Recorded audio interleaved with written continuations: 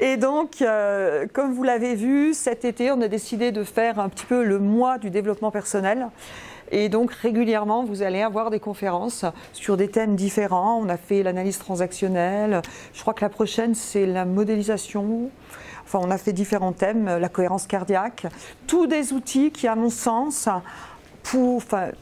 sont vraiment intéressants à titre personnel et à titre professionnel parce que ça permet de mieux se connaître, de mieux gérer ses émotions et d'être mieux dans la vie, c'est ce qu'on cherche, que ce soit au niveau professionnel ou personnel. Et même si on parle de développement personnel et de développement professionnel, moi franchement j'ai du mal à faire la différence. Parce que comment être bien dans sa vie professionnelle si on ne sait pas gérer ses émotions, si on ne sait pas communiquer, ça me paraît difficile.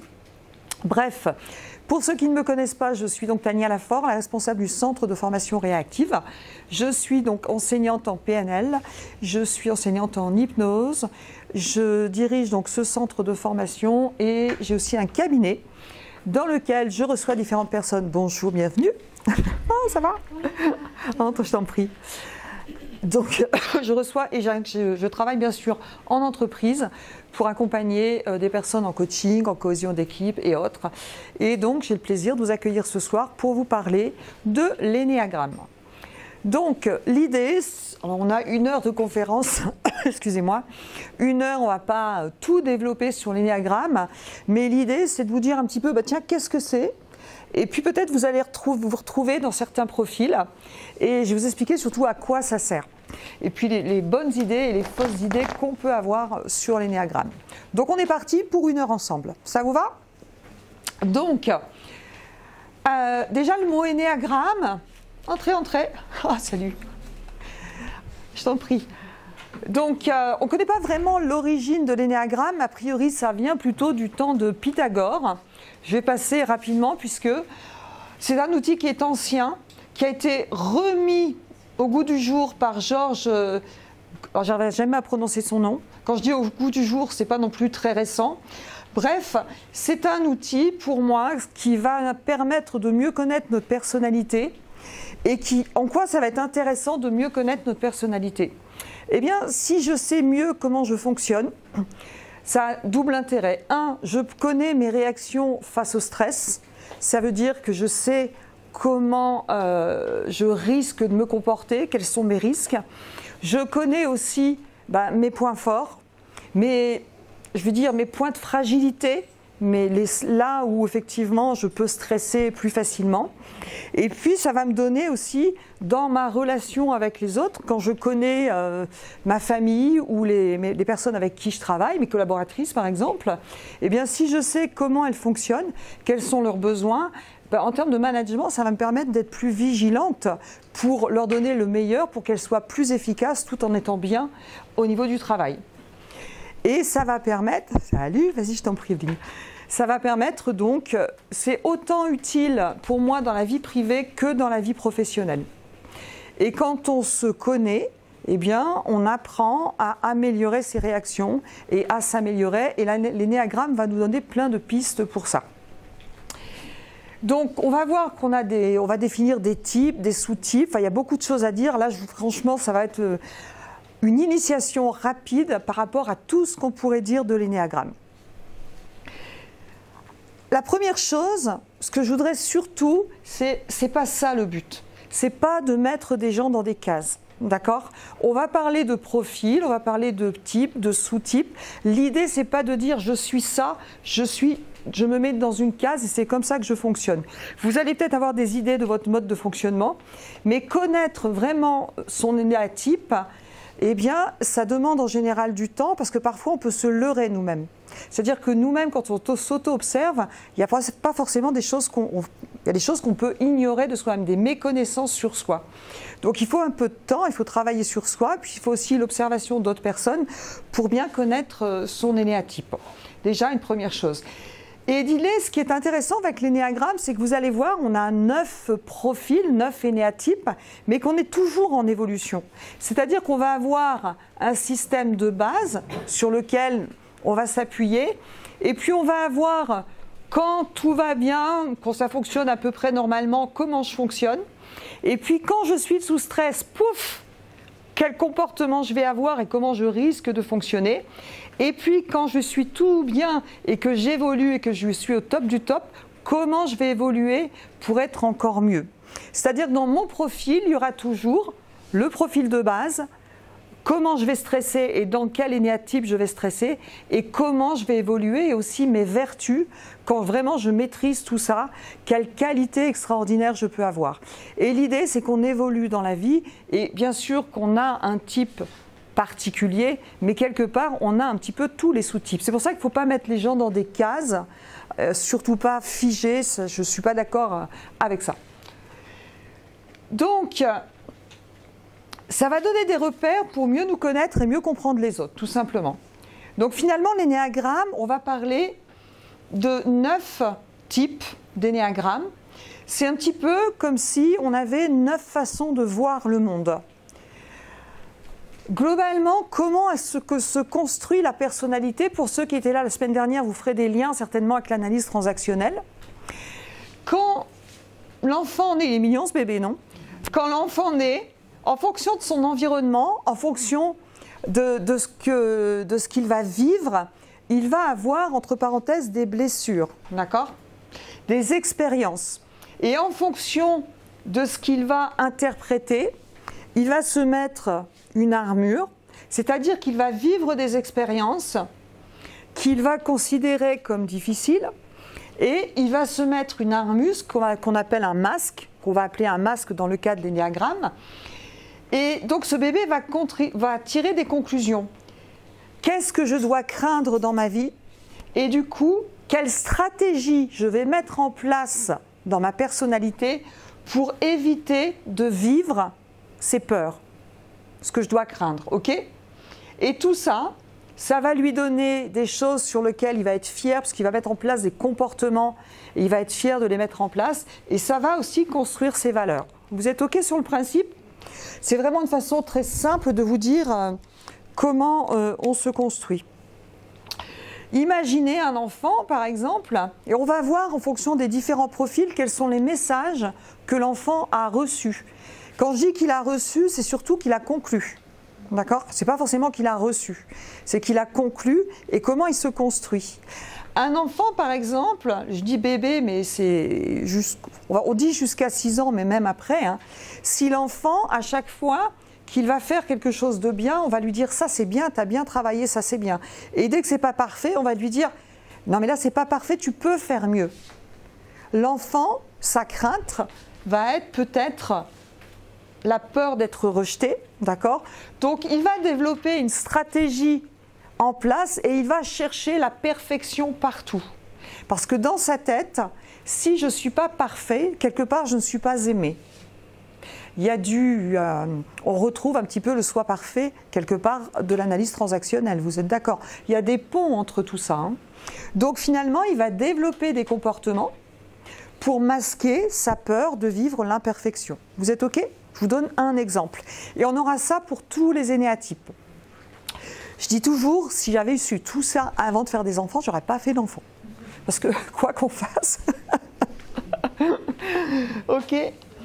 Et donc, voilà un petit peu comment ça se passe. Ce qui fait que quand, en fonction de mes peurs, de ce à quoi je suis sensible et des conclusions que j'ai tirées étant enfant, eh bien, je vais avoir des déclencheurs. Des déclencheurs, c'est le point, l'interrupteur sur lequel on va appuyer, genre, là, j'ai pas réussi parfaitement ce que j'ai visé, et du coup, hop, je passe en mécanisme de défense, mais ça, c'est inconscient, on est d'accord. C'est absolument pas volontaire, c'est automatique et complètement inconscient. Tout comme tout comme ce que je vous disais tout à l'heure, on est dans des mécanismes inconscients. C'est absolument pas volontaire. Et du coup, si vous voulez, pour chaque énéatype, il va y avoir une fixation mentale. Quand je suis sous stress, sur quoi je vais fixer mon attention? Et puis, quand je suis sous stress, alors on parle de passion en énéagramme. Moi, au départ, passion, je pensais que c'était la passion. C'est pas du tout ça. On parle de souffrance, en fait. C'est qu'est-ce qui me fait souffrir au niveau émotionnel. Et en fonction de nos énéatypes, on ne va pas souffrir pour les mêmes choses. Le type 1, par exemple, va souffrir si ce n'est pas parfait. Il va souffrir s'il a l'impression d'avoir fait une faute. Il confond erreur et faute. D'accord ? Et du coup, vous voyez, et on va tous fonctionner comme ça. Il n'y a pas un profil qui est mieux qu'un autre. Ça, c'est vraiment important. Simplement, quand on se connaît, eh bien, on peut adapter ce dont on a besoin et on peut évoluer pour justement ne pas entrer dans ce stress, en prendre conscience et rebondir beaucoup plus facilement. Vous êtes OK ? Et puis, donc il y a le côté, on parle de la voie de désintégration, c'est quand je suis sous stress. Et puis de l'autre côté, quand je fais un travail de développement personnel, je fais un coaching, je travaille sur moi, eh bien je vais plutôt aller dans ce qu'on appelle une voie d'intégration, c'est-à-dire le top du top de ce côté. Et là, l'idée, c'est qu'il y a une idée supérieure et une vertu. Une vertu, c'est une qualité intrinsèque du profil, de chaque profil, d'accord ? Qui fait partie vraiment de mon moi, c'est-à-dire la qualité, elle est là. Simplement, parfois, je ne la vois pas, ou sous stress, elle n'est pas là. Et souvent, ce qui est intéressant, c'est cette qualité, j'en ai pas conscience. Et c'est en travaillant sur moi que je la développe et j'en ai conscience. Ça vous va pour une idée globale de comment ça se construit ? Une personnalité, ça se définit par quoi ? Ça se définit par ses habitudes, par ses relations avec les autres. Donc en fait, pour comprendre, pour mettre un énéatype, c'est-à-dire pour définir l'énéatype d'une personne, on va l'observer. Alors bien sûr, on peut faire des tests, il y a des tests en ligne que vous pouvez faire. Les tests, c'est intéressant, je les utilise moi de temps en temps, mais le mieux c'est quand même d'observer les personnes, de les observer dans la vraie vie et de voir comment la personne fonctionne. D'accord ? Et donc, on va regarder un petit peu les habitudes affectives, la façon de penser, la relation aux autres, les peurs principales, d'accord ? Le centre d'attention, bref, tout ça. Et ce qui est important, c'est qu'il n'y a pas un meilleur profil psychologique qu'un autre. D'accord ? Ça, c'est vraiment essentiel. Après, souvent, quand on a un profil, on s'entend bien avec les gens de notre profil. Hein. Et puis, il y a des profils qui sont vraiment les allergies des uns des autres. Donc du coup, quand on connaît son profil et qu'on connaît le profil de la personne à qui, on n'est pas allergique à la personne, on est allergique à ses comportements, d'accord ? Et bien du coup, ça permet de mieux réguler aussi et de trouver des solutions pour mieux s'entendre. Ok ? Je pourrais vous poser cette question qui vous aidera peut-être, c'est quelle est votre plus grande peur dans votre vie ? Quel est votre principal point d'attention ? Sur quoi vous portez attention quand vous faites quelque chose ? Mais bon, ce n'est pas un cours d'énéagramme, ce n'est pas une formation d'énéagramme, donc je vais passer vite, mais vous allez vous retrouver dans certains profils, vous allez voir. Alors maintenant, je vais prendre profil par profil. Donc on va voir qu'on a finalement un énéatype, et je ne le développe pas tout de suite, mais on a aussi deux ailes. C'est-à-dire qu'en général, si le numéro 1, c'est le perfectionniste, qu'on appelle aussi le réformateur, il a souvent une aile ici et une aile ici. C'est-à-dire qu'il a ça, mais il a aussi une partie, il s'appuie un peu ici et il s'appuie un peu ici. Déjà, d'accord ? Ensuite, dans un profil, on va voir qu'il y a une voie de désintégration, c'est-à-dire il va aller stresser dans un autre profil et il va aller s'améliorer dans un autre profil. Je vous donne une vision globale et on va revenir point sur point. OK pour vous ? Donc le 1. Le profil numéro 1, ce qu'on appelle le perfectionniste ou le réformateur, il y a toujours une peur, comme vous l'avez compris au départ, et du coup un désir. La peur du profil 1, c'est de ne pas être parfait. Sa peur, c'est de faire une erreur. D'accord ? Et du coup, son désir, eh bien, c'est d'être intègre, voire d'être parfait. Vous êtes OK ? Donc, sa compulsion, alors on parle en général de peur, de compulsion, de valeur, de fixation mentale, etc. Sa compulsion, donc, c'est d'éviter les erreurs. Il faut absolument qu'il évite les erreurs. Si vous travaillez ou si vous avez un profil 1, il faut absolument qu'il évite les erreurs. Donc c'est génial parce que c'est des personnes qui vont être carrées, qui vont aller dans le détail, qui vont voir tout de suite tout ce qui ne pourrait pas aller parce que c'est leur peur, donc il ne faut pas que ça se passe mal, d'accord? Donc ça c'est génial. La valeur, en général, ce sont des gens qui sont rigoureux, voilà, qui sont exigeants, disciplinés, qui ont vraiment la valeur d'intégrité. Il faut qu'il y ait une cohérence, voilà, et qui respectent les règles. Il y a des règles, c'est les règles, on ne fait pas autrement. C'est comme ça que ça se passe, d'accord? Et du coup, demander à quelqu'un qui est en profil 1 de ne pas respecter les règles, pour lui, c'est insupportable, d'accord? Par contre, j'ai mis en rouge un petit peu quand on commence à aller du côté noir de la force. Et dans le côté noir de la force, la fixation mentale, quelqu'un qui va être sous stress, ça va être le perfectionniste. Et le mécanisme de défense, ça va être l'effort incessant, le fameux fait effort. Et la passion, donc la passion c'est la souffrance qui va être refoulée, c'est la colère. C'est-à-dire que ces personnes du profil 1, quand ils vont être sous stress, ils vont faire encore plus d'efforts pour faire bien, ça va les épuiser et ils vont être en colère, mais comme ils sont intègres, ils ne vont pas l'exprimer la colère. Ça va monter, monter, monter, monter et un jour ils vont exploser et alors là ils peuvent ou tout casser ou alors ils vont aller stresser dans le 4 et là ça va être drama queen. On va voir que le profil 4 c'est très expressif, c'est très anxieux, etc., etc. Donc, quand on sait, voilà, et le profil 2, souvent, il a une aile, en 2, donc il a le côté aidant, altruisme, je vais aider, je prends soin des autres, je tiens compte des autres. Et puis, il a aussi ce côté, donc il ne veut pas faire de vagues, donc imaginez en plus si ça ne va pas, comme il ne veut pas faire de vagues, il évite un peu les conflits, il met aussi des règles, mais voilà, donc du coup, si ça ne va pas, il va falloir vraiment son point d'amélioration, ça va être de dire l'erreur est parfaite pour progresser, d'accord?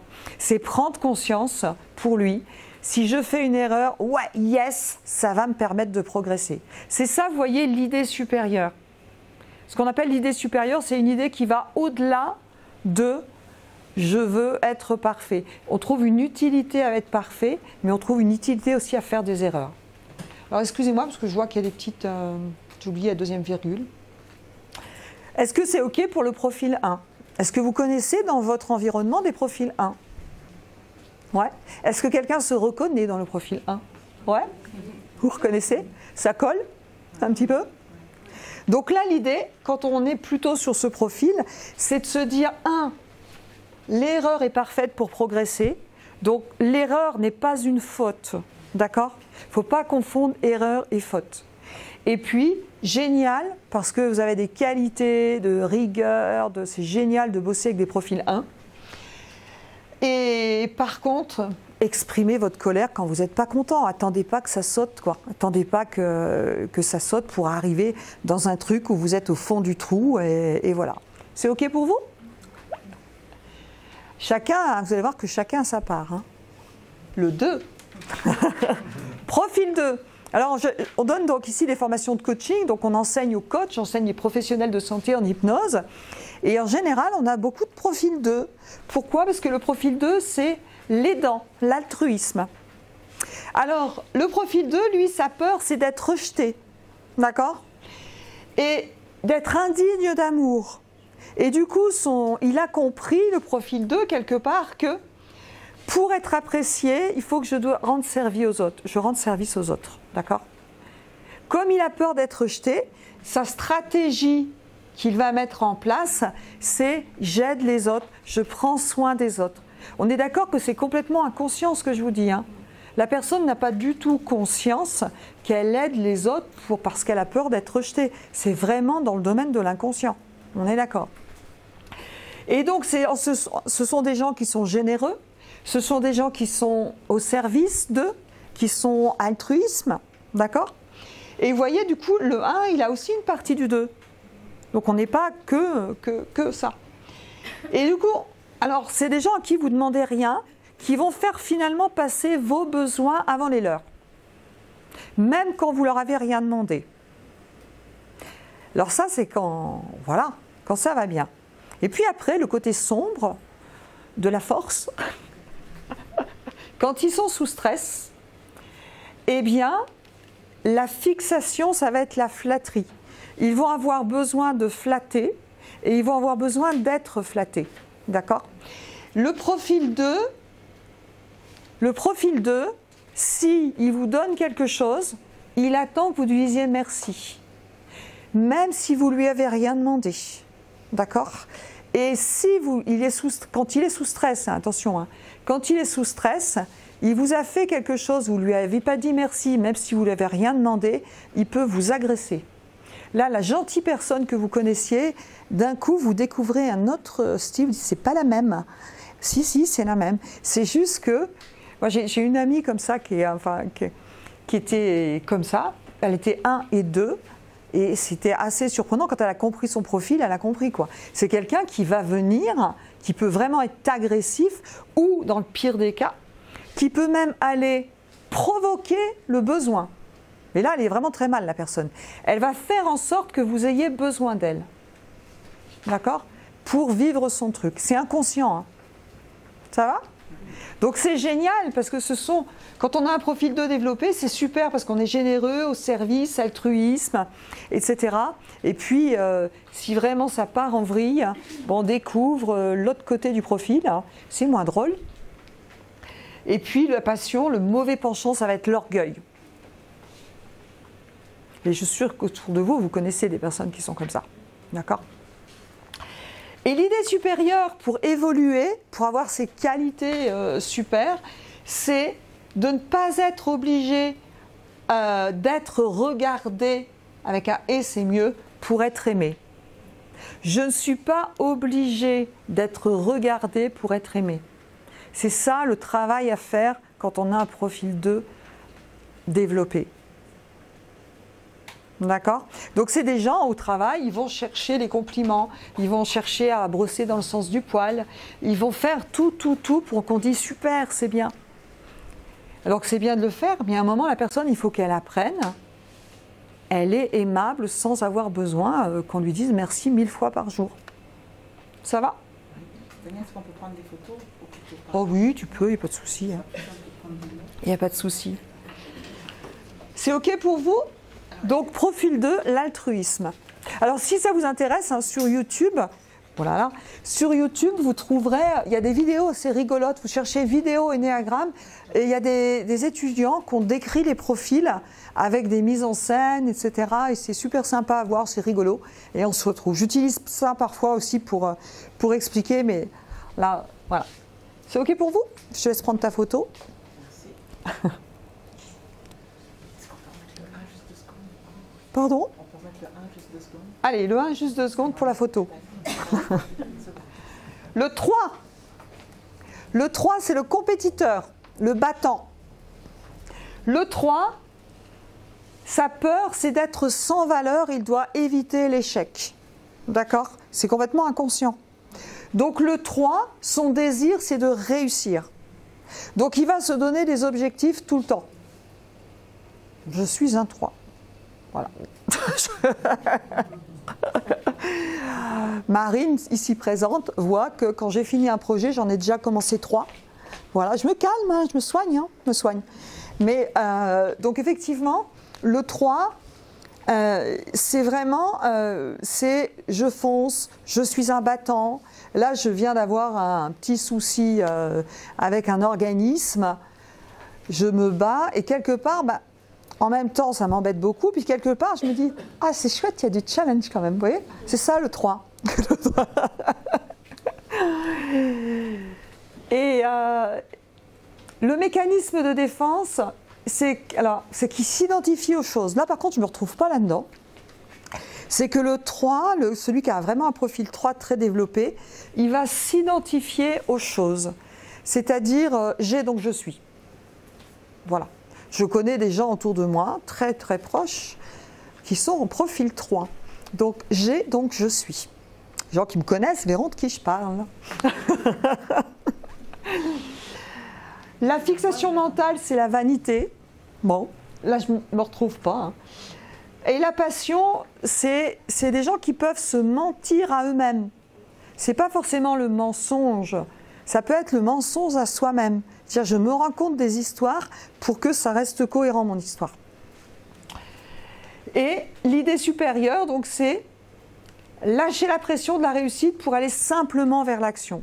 C'est-à-dire aller vers l'action sans viser la réussite. Et dans les profils, on a, comme je vous le dis, le profil de base, le profil qui est plutôt dans le mauvais penchant et le profil évolué. Et l'autre jour, vous voyez, comme quoi c'est pas si facile, je discutais avec mon ami qui est spécialisé en énéagramme et on essayait de trouver mon profil. Et on a passé 2 jours ensemble. Au départ, elle m'avait mis dans un profil, puis après, elle me dit non, en fait, ça colle pas. Et là, même sur le 3, alors après, je peux être dans un 3 évolué, mais il y a quand même des trucs, c'est pas si facile que ça, de dire je suis tel profil. Et en plus, dans les profils, pardon ? On est plusieurs à la fois. D'abord, on est plusieurs à la fois. Et en plus, dans les profils, on a le côté social, le 3 social, le 3, je ne sais plus, après je ne suis pas une spécialiste de l'énéagramme, hein, je vous donne une formation. Si vous vous intéressez à l'énéagramme, on travaille en partenariat avec Jordi Turc, qui est passionné par l'énéagramme, qui fait une formation où vous avez une première partie qui est en ligne, donc vous pouvez travailler sur vos profils, et après il y a 2 jours en salle, où vraiment vous travaillez sur vous pour définir vos profils et mieux vous connaître. Ça, je trouve ça passionnant. Donc, voilà un petit peu le 3. Le 4, c'est l'artiste. Le 4, sa peur, c'est de ne pas exister. Et puis sa peur aussi, c'est d'être un petit peu comme tout le monde. Les profils 4, souvent, on les reconnaît parce que, pas toujours, mais souvent, ce sont des artistes. Souvent, ils vont s'habiller différemment. Un profil 4, qui est bien développé, il a une tenue, il vous croise, vous avez la même tenue, c'est pas possible. Il va virer ça de son placard et ce sera plus ça. Elle se reconnaît, elle se cache. Ton fils. Et donc, c'est le 4, ça. Donc le 4, il a vraiment il a un désir d'authenticité, d'être cohérent avec ce qu'il est, et il évite vraiment la banalité. Si je suis comme l'autre, c'est d'une banalité. C'est pas possible, la banalité, pour un profil 4. Il n'y a pas de vie, il n'y a pas de tout ça, vous voyez. Et donc, du coup, ce sont des gens souvent qui cherchent l'originalité, la beauté, les émotions, quelque chose d'intensif. Ce sont des gens qui sont très sensibles. Et leur mécanisme de défense, c'est la sublimation. C'est-à-dire, pour un 4, tout est extraordinaire, c'est magnifique, c'est formidable, c'est génial. Voilà, on est vraiment dans le truc extrême. Ou alors l'inverse aussi, c'est catastrophique. C'est pour ça que je dis c'est un peu drama queen. Moi, une de mes enfants, c'est profil 4, ça se voit tout de suite, c'est extraordinaire. Et la fixation mentale, c'est la mélancolie. C'est-à-dire que quand je ne suis pas bien, ce sont des personnes qui sont mélancoliques, qui sont quand même pas mal anxieuses, quand même tombées à un mauvais mood, vous voyez, assez facilement.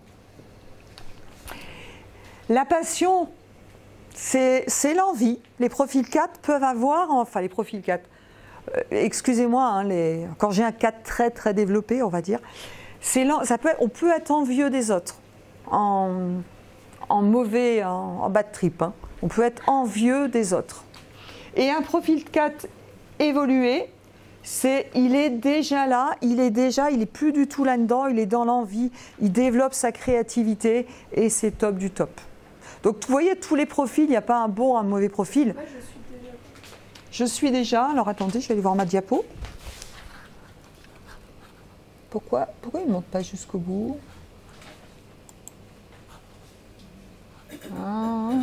Excusez-moi. Ah non.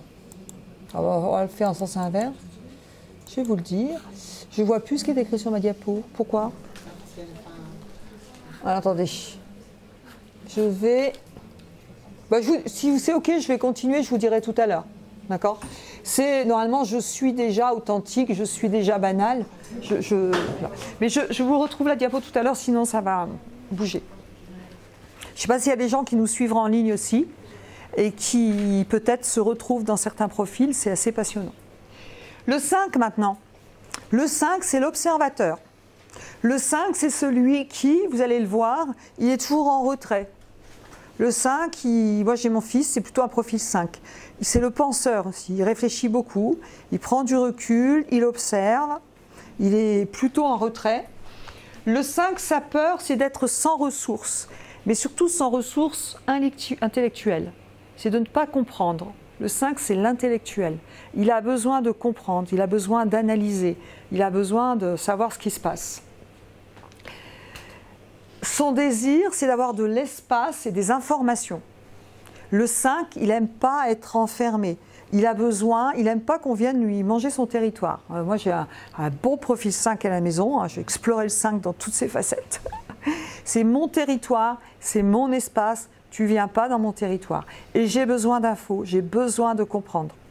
Si tu me dis un truc, je vais chercher l'info, je vais prouver que c'est vrai, je n'accepte pas les choses comme ça, j'ai besoin de comprendre. C'est les intellects beaucoup, hein. D'accord ? Donc du coup, vous voyez, il évite l'intrusion dans son espace, comme je vous disais tout à l'heure. Ça va ? Son mécanisme de défense, quand il ne se sent pas bien, il s'isole. Et il se coupe de ses émotions. Sa fixation mentale, c'est le détachement. D'accord ? Détachement, sa fixation mentale, c'est je suis détaché, je prends du recul, je suis détaché, etc. Et ça, vers son idée supérieure, pour évoluer, c'est je n'ai pas besoin de tout connaître. Je possède à l'intérieur de moi des connaissances qui sont innées, d'accord ? Et c'est le désintéressement pour pouvoir prendre contact avec les autres. Parce que le 5, au niveau social, c'est pas ce qu'il y a de mieux. D'accord ? Quand il est moyen, puis quand il est en stress, c'est pire. Et quand il évolue, eh bien, il va aller vers les autres et il va se comprendre qu'il n'a pas besoin de tout connaître. Ça va ? Vous avez des 5 autour de vous ? Donc pareil, hein, le 5, je vous rappelle, hein, il a un peu de 4, souvent il a un peu de 6 aussi. Alors, il peut stresser, il peut prendre un peu de 4 du côté un peu tragico-machin, là. Ou alors on va aller voir sur le 6 ce qui s'y passe. Ça va ? Intéressant, non ? Le 6, l'énéatype 6, le loyal, le sceptique, le sentinelle. Sa grande peur, c'est la trahison. Il a peur qu'on le trahisse. Son désir, c'est être sûr de. Sa grande peur, c'est est-ce qu'il n'y a pas un loup là, dans ce qui se passe ? Est-ce qu'il ne va pas se passer un truc de trahison ? Est-ce qu'on ne va pas me faire un petit dans le dos là ? C'est sa grande peur, d'accord ? On me dit ça, mais est-ce qu'il ne va pas se passer ça comme ça là ? D'accord ? Et du coup, il a besoin de certitude. Du coup, il va beaucoup anticiper, prévoir. Il est loyal. C'est important, c'est la loyauté. Il va beaucoup anticiper, du coup, pour éviter les loups possibles. Il est prévoyant. Ça va ? Donc, son mécanisme de défense, ça va être la projection. Il va se projeter dans l'avenir, il va beaucoup, beaucoup anticiper. Sa fixation mentale, c'est le doute. C'est-à-dire, quand il n'est pas bien, il va douter de tout. Et s'il y avait un loup derrière tout ça ? C'est OK ? Je fais très simple, hein, on pourrait y passer beaucoup plus de temps. Et sa passion, donc le mauvais penchant, c'est la peur. C'est un petit peu comme le 4, c'est des personnes, quand ils ne sont pas bien, qui sont un peu angoissées, beaucoup d'angoisse, c'est le 6 aussi. D'accord ? Et l'idée supérieure, c'est la confiance. Et confiance. Je peux avoir confiance en la vie. Je peux avoir confiance aux gens qui m'entourent, je peux avoir confiance au processus, confiance en la vie. Et là, quand les personnes développent ça, ils vont être au top. Et ils ont ça quelque part à l'intérieur. Et la vertu, c'est le courage. À l'intérieur, ce sont des gens qui ont de façon innée du courage. Ça va ? On continue ? Ça va ? C'est pas trop... Le 7. Le 7, c'est l'épicurien. Il profite, le 7. Il a peur de souffrir ou de manquer. D'accord? Donc, comme il a peur de souffrir, de manquer, il a peur de l'enfermement. Du coup, son désir, c'est les options, c'est le fun, c'est profiter. Le 7, en général, est un grand consommateur. D'accord? Le 7 prend soin de lui. Il évite les contraintes. Il n'aime pas les contraintes. Courage fuyons quand il y a des contraintes, le 7. Il n'aime pas ça. Ça va? Il aime bien le plaisir, la nouveauté. C'est plutôt quelqu'un d'optimiste, de gai, de chaleureux. Il n'aime pas les contraintes. Il prend soin de lui. Il se fait plaisir. Et son mécanisme de défense, c'est la rationalisation. Quand il y a quelque chose qui se passe, il rationalise. C'est-à-dire qu'il ne réfléchit plus avec ses émotions. Il va donner du sens avec le mental. Il va chercher des explications, etc., etc. La fixation mentale, c'est la planification. Il organise, il planifie aussi. Alors moi, pendant un temps, je me demandais si j'avais pas du 7. Mais en fait, je pense que je l'ai en 6. Parce que moi, quand je suis stressée dans ma famille, par exemple, quand ça part en vrille, que les enfants me prenaient la tête, etc., du jour au lendemain, je mettais des règles. Et je me disais, là, je dois être quand même du 7. Mais en fait, on a ça aussi dans le 6. C'est-à-dire que je mets des règles. Je mets, vous voyez, comme Super Nanny, là. Des règles. Tac, tac. À partir d'aujourd'hui, c'est comme ça, la procédure, c'est ça. Alors que ce n'est pas du tout mon genre, je suis plutôt option. Ça tient 15 jours et c'est fini. Ça vous parle? Vous vous reconnaissez là-dedans? Donc, c'est un peu ça. D'accord? Et du coup, on planifie, voilà. Et sa passion, donc son mauvais penchant, c'est la gourmandise. Consommer, consommer, consommer, consommer. Et quand l'idée supérieure, c'est d'apprendre à se concentrer. Se concentrer et d'apprendre la sobriété.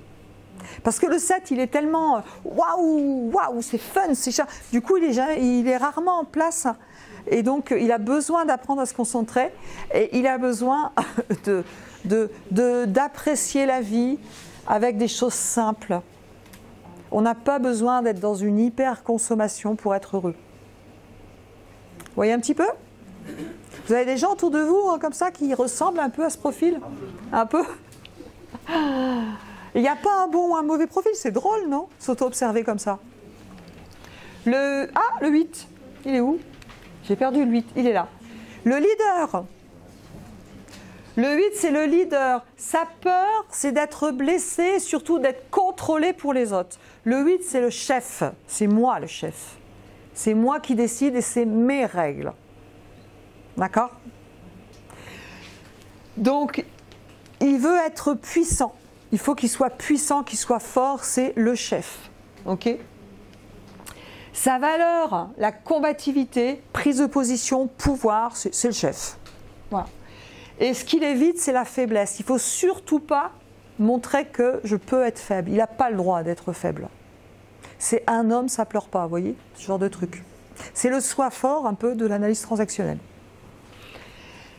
Et du coup, le mécanisme de défense, c'est le déni. Je ne vois pas. Je ne vois pas. Je refuse de voir ce qui se passe.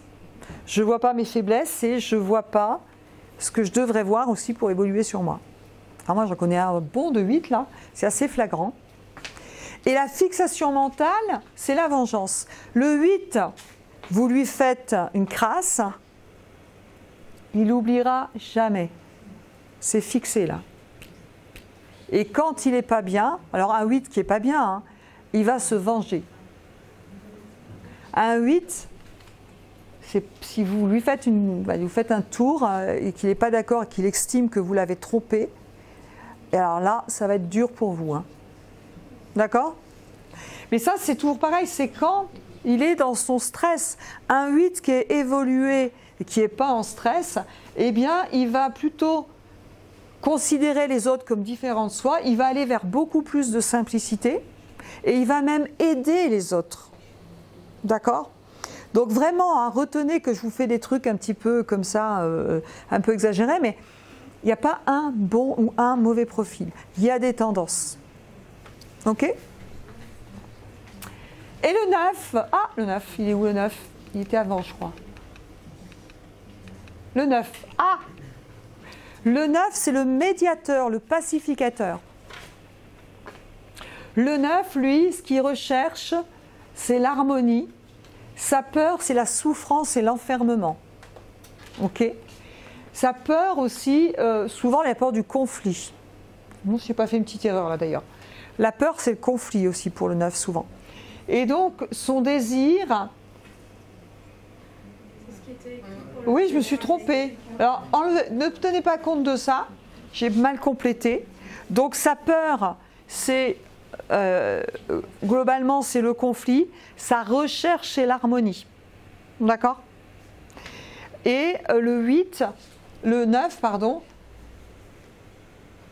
il a la valeur vraiment de l'harmonie, du plaisir, de l'harmonie. Il cherche à éviter les conflits. Quand on a un profil 9 développé, quand il y a un conflit, courage, fuyons. D'accord? Ça peut être une façon de réagir.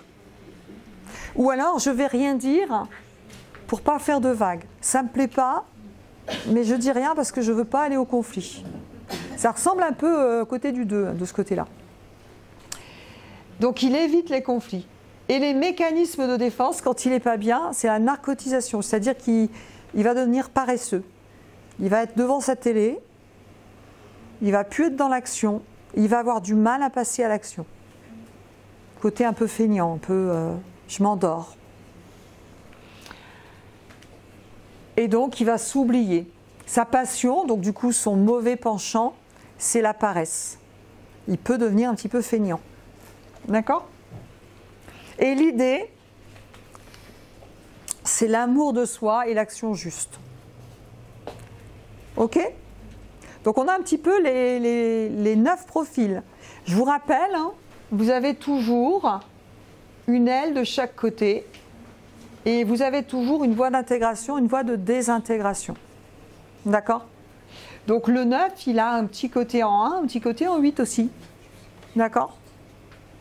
Un profil par exemple 8, bien cogné, avec du 7 et du 9, ça donne quelqu'un qui est le chef. C'est moi qui décide, je suis puissant. Donc c'est quelqu'un qui va montrer dès qu'il a l'occasion que c'est quand même lui le chef. Qui va se faire plaisir. C'est un épicurien quand même, donc il va se faire plaisir en 7. Et puis en même temps, il est possible que quand il y a des conflits, préfère pas. Vous voyez? Ça vous donne un mix de tout ça. C'est une possibilité. Ok? Donc il faut bien tenir compte qu'il y a plusieurs choses. Ensuite, on va aller un petit peu plus... Quelle heure? Ah oui, ça va vite, hein? Ça passe vite. Hein? C'est passionnant, on continue quand même? Allez. Donc, je continue. Donc, allez, je passe. Vous voyez, la voie d'intégration pour les profils, on dit que le 1, il va s'améliorer en 7, puis en 5, puis en 8, puis en 2, puis en 4, puis en 1. Et le 3, ouais. Donc en fait, c'est pour ça que c'est intéressant, c'est qu'on évolue. Vous voyez ce que je veux dire? On n'est pas figé. Vous voyez ce que je veux dire? On va évoluer. Et les voies de désintégration, eh ben, vous les voyez. Le 1, quand il va se désintégrer, hein, c'est pas, quand il va stresser, on va dire, il va aller prendre, on dit le mauvais côté, mais ce n'est pas que le mauvais côté. Il va aller prendre le stress du 4, c'est-à-dire exagérer les émotions. Et quand il va s'améliorer, eh bien, il va aller s'autoriser à se faire plaisir en 7.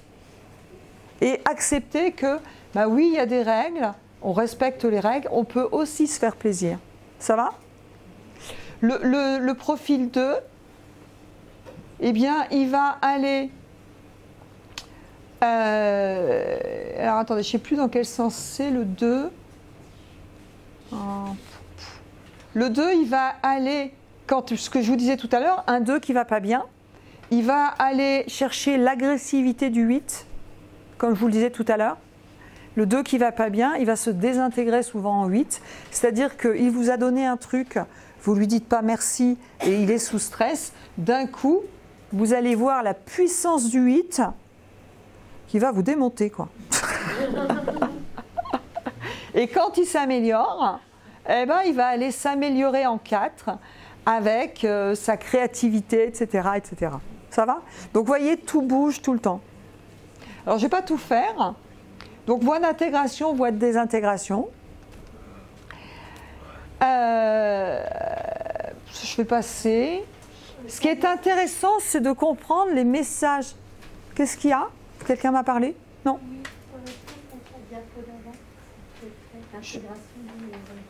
Ça? Ouais, ça. Ah, tu veux prendre la photo, d'accord. Mais ça, vous le trouverez assez facilement sur les réseaux. Hein. D'accord? Donc, ouais. Ça, c'est un petit peu les voies d'évolution. On va dire que le 1 doit travailler un petit peu la sagesse. D'accord? Le 2 doit travailler le désintéressement, c'est-à-dire je te donne sans attente en retour. Vous êtes OK?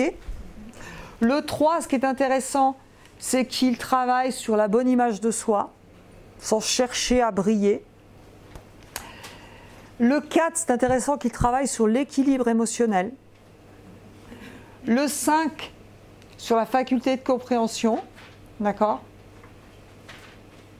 Mais c'est, en tout cas, ces profils ont ça à l'intérieur d'eux. C'est simplement, ils l'ont déjà à l'intérieur d'eux, c'est simplement qu'ils ont ça à développer et quand ils sont là-dedans, ils sont au top du top. Vous êtes OK? Donc le 6, il a du courage. Il ne le sait pas, mais il en a. Le 7, ce qui est intéressant, c'est qu'il déploie la gratitude. J'accepte et je dis merci pour toutes les choses que je vis et même les choses les plus simples en toute simplicité. Ça va? La patience et la magnéticité. OK? Alors, qu'est-ce que j'ai reçu comme message en étant enfant? Eh bien, le 1, bon, c'est logique, hein. Je t'aime si tu te conduis parfaitement. C'est pas forcément le message. Le message a pu être reçu de façon verbale ou non verbale. Mais en tout cas, c'est l'enfant qui a tiré cette conclusion. Et les personnes qui ont fait l'énéagramme disent que souvent, tout ça, ça se définit avant 6 ans. Souvent. Le 2, ben, je t'aime si tu rends service, ça vous avez bien compris. Le 3, je t'aime si tu réussis et si tu gagnes. Le 4, je t'aime si tu es différent ou spécial. Toi, tu n'es pas comme les autres quand même, hein, c'est génial. Hein, ok? Le 3, il a entendu, c'est super, tu as de bonnes notes, tu as réussi, c'est génial, bravo. On ne sait plus quoi dire à nos enfants, vous êtes d'accord?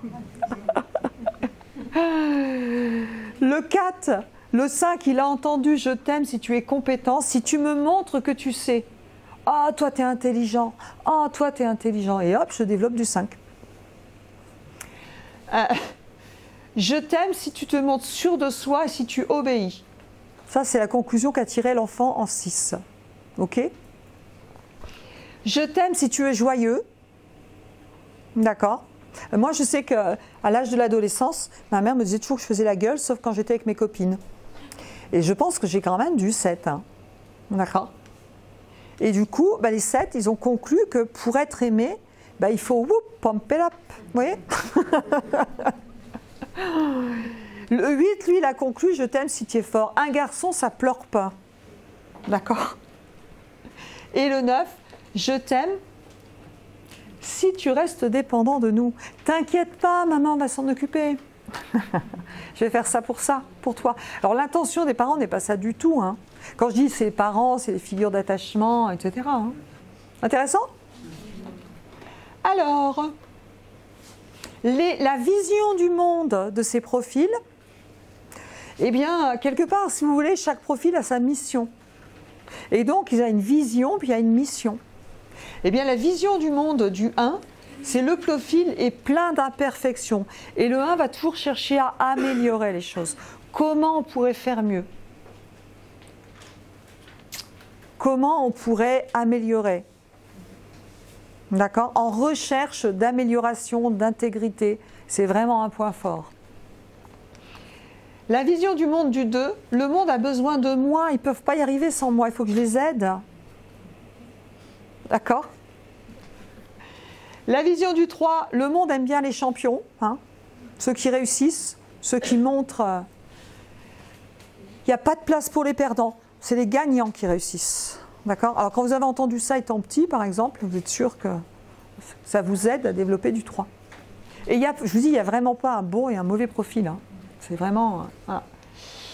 Le 4, il me manque quelque chose, les autres l'ont. Je me sens abandonnée. Moi, j'ai un truc qui me manque. D'accord? Le 5, le monde est étouffant, j'ai besoin de mon activité. Vous savez, laissez-moi tranquille. J'ai besoin de mon espace et j'ai besoin de comprendre en plus. Le 6, bah, le monde est menaçant quand même. Hein. Il y a des loups. Vous voyez, je vous rappelle. Je doute de l'autorité en place. Il y a un truc pas normal. Le 7, le monde regorge d'opportunités. Pump it up, il faut en profiter. Le 8, le monde est injuste et je dois défendre les innocents. Et je cherche la puissance. Je suis fort et je vais défendre les autres. Ok? Et le 9, personne n'apprécie mes efforts, je veux vivre en paix, laissez-moi tranquille. Ça va? Intéressant? Alors, effectivement, ouais, la perception générale, c'est que le 1 est très sensible aux lois, la loi, les règles. Ici, le 8, c'est plutôt ma loi et mes règles, d'accord? Par rapport au 1. Le 2, c'est l'amour. Le 3, c'est l'action individuelle. C'est-à-dire que le 3, au départ, il va être battant, il va faire tout seul, il va... Non. Et le 3, quand il est évolué, il va emmener toute son équipe avec. Il ne sera plus tout seul. Un 3 qui a évolué, il ne se bat pas tout seul. C'est une équipe, on y arrive ensemble, on avance ensemble. Et du coup, il va chercher la force finalement du 6, parce que le 6, c'est justement l'action collective. Ça va? Le 4, bah, c'est la créativité. Il va être très créatif, il va avoir des idées. Le 5, bah, il va avoir des qualités d'observation aussi. C'est vraiment l'observation qui va compter pour lui. Et le 6, c'est l'action collective. Le 6, c'est celui qui va organiser. C'est celui qui va faire l'événementiel là, et qui va faire que tout se passe bien pour tout le monde. C'est important pour lui d'appartenir au groupe aussi. Le 6, c'est important d'appartenir au groupe. Il ne veut pas être rejeté du groupe. Ça va? Le 7, bon ben, pump it up. Hein. Le 8, le pouvoir, la force, on en a déjà parlé. Et il évite bien sûr la faiblesse. Et le 9, l'harmonie. Ok? Alors, je ne sais plus si j'en ai encore. Bon, après, bon, je vais redire la même chose. Hein. Donc, je vais peut-être arrêter. Je vous l'ai déjà dit tout ça d'une autre manière. Donc, je ne vais pas revenir dessus. Je passe. Hein. Ouais. C'est d'autres façons de dire les choses. Et alors, ce qui l'évite, c'est la compulsion. Donc, vous avez vu un petit peu ce qu'il recherche, les peurs, les désirs. Puis après, il y a ce que j'évite. Souvent, le profil 1 va éviter de manifester sa colère. Il va retenir à l'intérieur, ça boule, hein, mais je dis rien. Je fais avec. Puis d'un coup, poum, ça explose. Ou je déprime en 4 et là, c'est terrible parce que je suis vraiment au fond du trou. Le 2, il va éviter sa compulsion, ce qu'il évite, c'est de reconnaître ses propres besoins. Et c'est là-dessus qu'il doit travailler. Comme il s'occupe des besoins des autres en aidant, et qu'il a conclu quelque part, je suis aimé si je m'occupe des autres, si je rends service, eh bien, son problème, c'est qu'il évite de s'occuper de ses besoins. Et donc, il doit progresser là-dessus.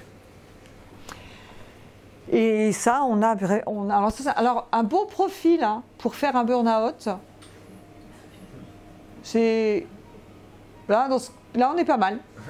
On est pas mal. Là. 1, 2, 3, on est pas mal. 1, 2, là, c'est pas mal. Le 3, il évite la défaite, le manque d'efficacité. Je ne supporte pas que ce ne soit pas efficace. Et quand je me vois fonctionner, je me marre. C'est-à-dire que je fais un truc, je ne suis pas là pour tourner la pelouse. C'est-à-dire qu'on fait une réunion, il y a un cadre, on a tant de temps et c'est efficace. Ça, c'est du 3, pur jus.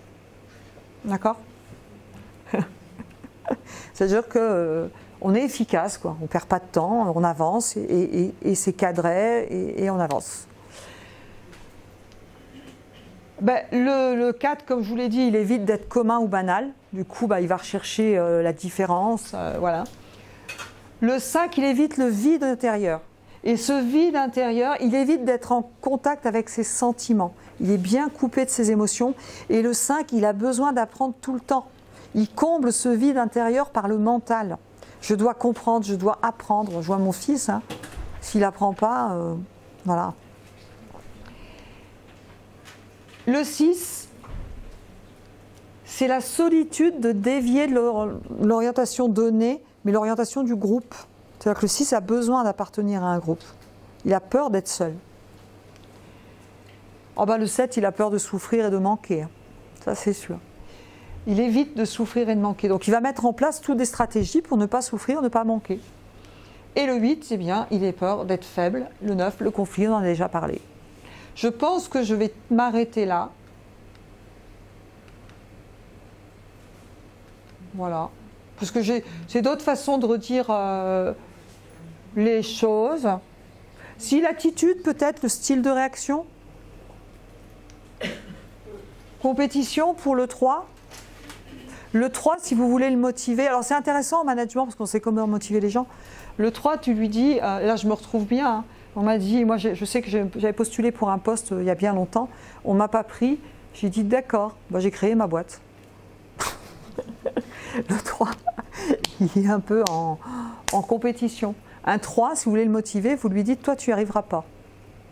Ah, ça lui a donné une patate, il va y arriver. Ok. Alors, le 1 va quand même beaucoup se comparer, hein. Il va quand même être je crois qu'on peut confondre un peu, hein.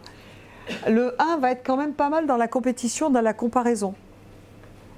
J'ai entendu une collaboratrice me dire ah, lui, il a fait ça, fait mieux que nous. Attends, tu vas voir, on va faire mieux.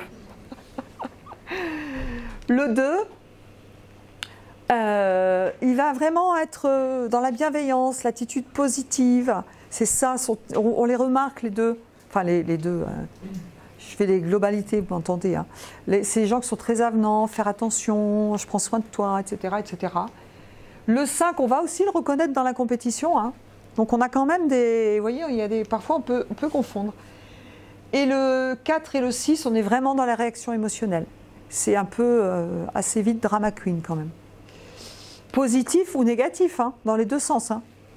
C'est pas que du négatif, hein. Le 7, il est super positif en général. Le 8, il est aussi, il est fort, mais il est aussi dans la réaction émotionnelle. C'est-à-dire qu'il peut vous rentrer dedans aussi assez facilement. Et le 9, il a quand même une attitude aussi positive dans l'ouverture. Ça va ? Je pense que je vais m'arrêter là. On pourrait passer à... D'ailleurs, on passe beaucoup de temps sur l'énéagramme, mais je vais m'arrêter là. Hop, voilà. Après, bon... J'ai qualité, défaut, mais voilà. Ça fera le sujet d'une autre conférence. Vous êtes d'accord? Avez-vous des questions? J'espère que ça vous a intéressé. Parce que ça donne envie, hein. Mais en fait, il faut bien comprendre. En fait, faut comprendre, globalement, je suis dans ce profil-là. D'abord, je n'ai pas qu'un contexte, hein, j'ai des sous-types. Je m'appuie sur ces deux ailes. Et si je sais comment moi je fonctionne, et surtout ce qui me rend malheureux, et mes déclencheurs, eh bien je vais travailler là-dessus pour évoluer et du coup être moins stressé. Il n'y a pas un bon ou un mauvais profil. Par contre, c'est sûr qu'il y a des contextes, il y a des profils qui sont plus ou moins adaptés, hein. Avez-vous des questions? Oui. Vous disiez au début qu'il y avait des profils incompatibles. En général, vous voyez, c'est-à-dire qu'il y a des profils qui sont un peu les allergies des autres. À l'opposé? Ouais, c'est souvent ceux qui sont à l'opposé. Donc c'est pour ça qu'il faut aller loin dans les diagrammes. Là, je vous dis en 1 heure les grands points qu'on trouve assez facilement. Pardon? Il y a aussi les 3 groupes, l'instinctif, le mental, etc. Donc on peut aller beaucoup plus loin dans l'énéagramme. Là, c'est vraiment vous donner une idée globale des profils. C'est pas sûr que c'est pas en 1 heure qu'on va faire tout ça. Ça vous donne quand même une petite idée. Puis j'espère que ça vous donne envie d'aller plus loin. Parce que je trouve ça super sympa. C'est vraiment... Vraiment intéressant. Avez-vous, alors vous vous êtes reconnus un petit peu? Il y en a qui se voient plutôt en 1? Ouais? Ok, super. Il y en a qui se voient un peu en 2? Ouais. On a des 3? Vous n'avez pas de 3? Je suis toute seule? Je me sens seule? On a des 4? Ouais. Super. Des 5? Ok. Des 6? Ok. Des 7? Pump it up? Peut-être en 7, moi. Peut-être en 7. Des 8?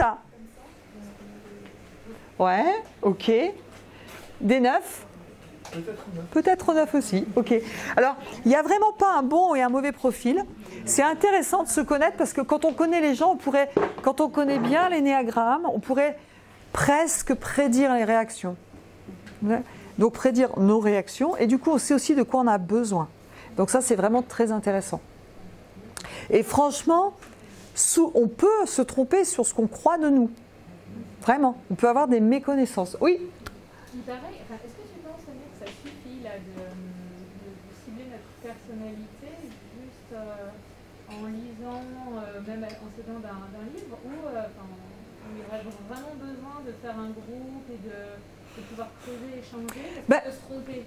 On peut se tromper. Pour moi, si on veut vraiment creuser sa personnalité, il faut s'auto-observer, puis il faut aussi demander aux autres autour ce qu'eux ont observé. Parce que tu sais bien qu'on a des méconnaissances, d'accord? En plus, on voit ce qu'on a envie de voir, hein, d'accord? Moi, quand on fait d'ailleurs, on n'a pas encore réussi vraiment à définir mon vrai profil. Moi, être un 2, je veux dire, moi, un 2, mais c'est pas possible. Pourquoi? Parce que j'étais victime d'un 2, quelque part. J'ai une amie qui était 2 et qui m'a, waouh, balancé les trucs dans la tête. Je me dis, mais attends, moi, je veux pas être comme ça. Donc, je me reconnais pas. Et parfois, on se fait des omissions et on ne se reconnaît pas. Mais on pourrait faire des parallèles, et d'ailleurs, c'est ce qu'on fait dans le cursus coach professionnel, entre l'énéagramme, l'analyse transactionnelle, les métaprogrammes de la PNL, parce que tout est ciblé, vous voyez. C'est intéressant. Donc, pour bien se connaître, je pense d'abord, ça prend du temps pour bien se connaître. Et effectivement, on se connaît aussi. On peut se connaître aussi face aux situations de stress, comment je réagis. Et c'est quoi mes grandes peurs. Et souvent, si on part de là, on va voir, et puis c'est vraiment dans le quotidien.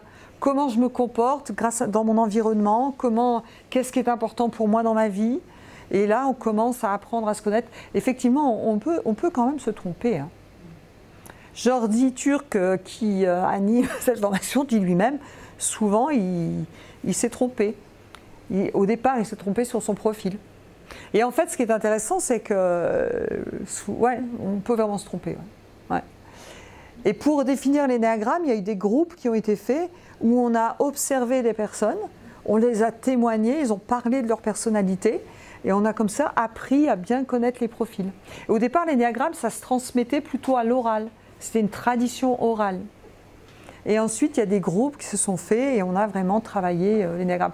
C'est intéressant. Alors, il n'y a pas que l'énéagramme qui existe, il y a plein d'autres systèmes de profils de personnalité. Moi, j'aime bien l'énéagramme parce que je trouve que c'est justement, ça ne met pas trop les gens dans des cases.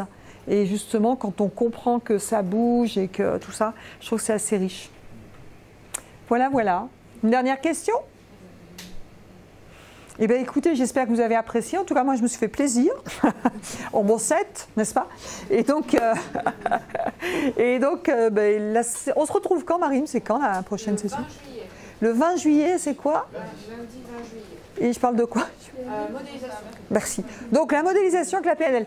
Donc, le 20 juillet, vous apprendrez ce qu'est la PNL et de quoi on parle quand on parle de modélisation. Et vous allez découvrir la puissance de la PNL pour, justement, comprendre une problématique et comprendre comment une personne, comment on va travailler pour comprendre comment une personne se maintient de façon inconsciente dans un problème. Donc vous allez comprendre, et la PNL, c'est la modélisation à la base. Donc vous comprendrez globalement à quoi on arrive quand on va jusqu'au maître praticien en PNL et surtout à quoi ça va servir en tant que coach, en tant que manager, en tant que avec soi-même. Et vous allez voir que c'est super intéressant. Eh bien, je vous souhaite une excellente soirée à ceux qui nous ont suivis en ligne. Merci.